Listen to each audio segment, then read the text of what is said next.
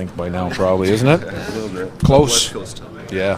What's the status with Schwartz? He came off the other night. Yeah, not available today. He's. We still have some further evaluation to do, but he's not available today, and we'll update it a little bit more. It's not in a day-to-day situation, we don't believe, but we don't want to get ahead of ourselves. Looks like he went on injured list. He did. But yeah. What's the challenge of making do without a guy like him in the line? Well, he's done a lot for us this year. I mean, he's been a really good player 5-on-5. He's one of our, a really reliable, competitive guy. Night in and night out. He's been very good on our power play. He's been a key part of that, not just in the numbers that he's producing and the goals that he's scoring. Most of that at net front, but just the other pieces that he brings there. He's been a guy he's been in the face-off dot for us on the power play. He's a big guy on retrieval. So, that's the nature of the game. He's a guy that's important to us, but now we've got opportunity for somebody else, and collectively, the group has to fill in those holes and overcome, his absence here for a little while. Generally, with your group, what are you stressing right now as they try and get some consistency going? Really just the strength within the entire group and the consistency that we need throughout a 60-minute hockey game. Our formula, is it's a fairly simple formula, but it's one that needs everybody pulling their weight night in and night out. And we've probably talked a little bit too much about some of the inconsistencies, but when the wins aren't coming as you'd like them to, you tend to, you drill down on more of those details. For us, I think it's just having a real clear mindset, having the group go out and play really hard and have the collective strength of the group pull us through. It's been a couple of years, obviously, but coming back to this building mean anything to you? Yeah, I love coming back. One of the things that struck me today is just how lively downtown Toronto is from a couple of years ago, and that's awesome to see. Obviously, we don't ever want to have to go through that again, but just how vibrant downtown is, and obviously that leads into everything in the building here. So yeah, it's always a special place to come back to. When you're scouting the Leafs, how different does this version look from the version you remember? Well, this is, I don't know how different. You've got a lot of the key personnel that are there that, I think everybody knows how highly I, regard them and their abilities and their competitiveness. So every team goes through, changes, goes through ebbs and flows throughout a season. This is a hell of a hockey team. The personnel and the elements that, that they possess create a big challenge, and as I said just a couple seconds ago, one that our group is looking forward to coming together and taking on tonight. Because of the star power they have, Morgan Riley sometimes flies a bit under the radar. You worked with him. What stands out the most about Morgan? Well, playing 30 minutes a night, I don't know if you're flying under the radar, which he did the other night. I think he played, I don't know if it was dead on 30, but Mo's game is, he uses his legs so well. That's a huge component within his game, and how well he skates allows him to defend. It allows him to be really effective up ice, and it ties his entire game together. So, extremely competitive guy. You don't play 30 minutes a night. I don't care how often it is. You don't do that without being extremely competitive and mentally strong. Dave, after last game, you talked a lot about the importance of puck play. In talking to Oliver this morning, he thought an important ingredient was playing as a five-man connected unit. How do you reinforce that focus and mindset? Well, we know that. We've talked about that and discussed that, and there's a ton of pieces from that hockey game in Chicago that we love. There's too many elements, 3-4 shifts throughout the hockey game that we don't like at all. So that's the piece that we have to clean up. When you're talking about being connected, it's not only five guys within one shift. It's being connected throughout a 60-minute hockey game, and just understanding how each play affects that shift. Each shift affects what's coming next. And that's, I believe that's something that our group understands. We haven't hit the nail on the head often enough this year, so we have to keep working towards that. Why do you think Matty Beniers' production has dipped this season so far?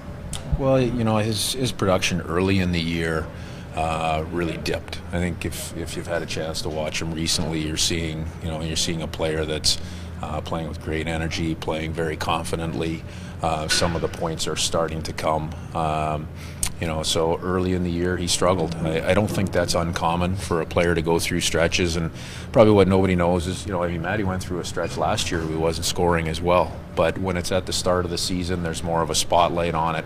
Obviously for Matty coming off a Rookie of the Year campaign, there's more spotlight that comes from the media and the different attention that he gets.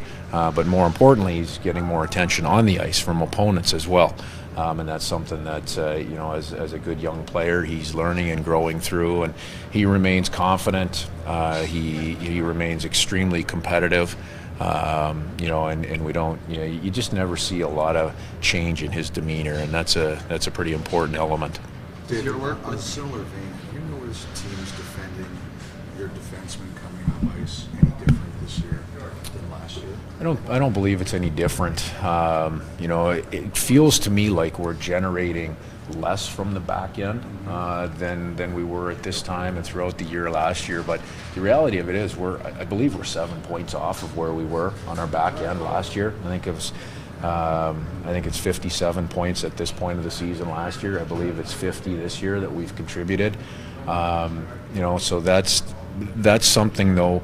As we're not scoring as much, that's something that we're talking about, and we're looking to make sure that element is there all the time, right?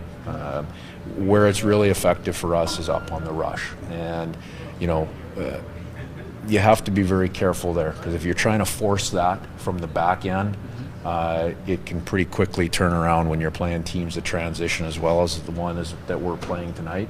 It can turn around and it could put you back on your heels. All of a sudden you're now defending a 3-on-2 the other way or worse. So there's a balance there. We're not scoring quite as much right now, so we have to make sure we defend well, and then we have to, we just have to continue to grow in how we're generating offense. And what's going to work for this group. Our D are a huge part of it, so we're going to continue to encourage them to be part of the rush, and as you see in the offensive zone within our structure, being active there as well. The World Juniors are around the corner. Jagger Firkus is expected to play a role for Team Canada. What impression did he make on you since he's been in the Kraken organization? Well, first impression, the lasting one for me is improvement from one year to the next. And you see that from training camp to training camp. The other thing that stands out for me is, going back this year to Moose Jaw and having the opportunity to be a premier player, he's taken advantage of that. I mean, he's going back, I believe, with a very specific goal in mind for team success and individual success, and he's obviously pushing that envelope right now. I believe I know leading the WHL. I think depending on the day, he's certainly close to leading the CHL in scoring, and that's his element. So continuing to grow in that area, as well as developing a 200-foot game, are the things that he has to really concentrate on. And I hope that his goal of being part of the World Junior team comes true. That would be another great experience for him, a lifetime experience, but also a great developmental experience. Next year was, you can turn off the camera for this.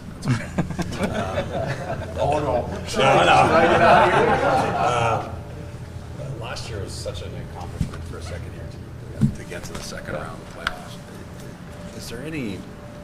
Is that a double-edged sword as far as the team do something ahead of schedule, and now the kind of pressure mentally that it can produce on your group this year? Yeah, there's been some of that. I believe that's part of it. But I'll be honest with you, it hasn't been a crushing pressure. That's not something that I believe weighs our dressing room down. We came out of the gates and we had a slow start in the first 3-4 games. And the reality of that is it takes you a long time to make up a couple of games from early in the year. So for our group, we've had to, you want to continue the same identity. The reality of it, our team is a little bit different, so this team has to grow its own identity. And we're making strides. We've taken some steps forward, we've taken some steps backward. But I believe we're still working to really develop that identity and understand what brings us success and gives us the opportunity to win games every night. So we're still growing towards that. Whether that's part of the hangover from last year, that may have been part of it early on. I don't believe as we're getting to game 23 now that has much bearing in our room anymore. Thank you.